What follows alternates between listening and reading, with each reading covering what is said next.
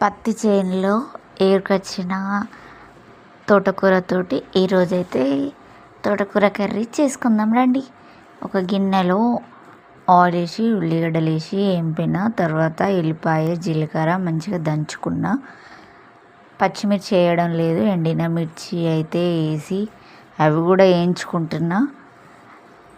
వేయించుకునేటప్పుడు అందులో కొంచెం ఉప్పు, తర్వాత ఎల్లిపాయ జీలకర్ర ఇంతవరకు దంచుకున్న ఎల్లిపాయ జీలకర్ర వేసి బాగా కలుపుకోవాలి. తర్వాత పసుపు కూడా వేసుకోవాలి.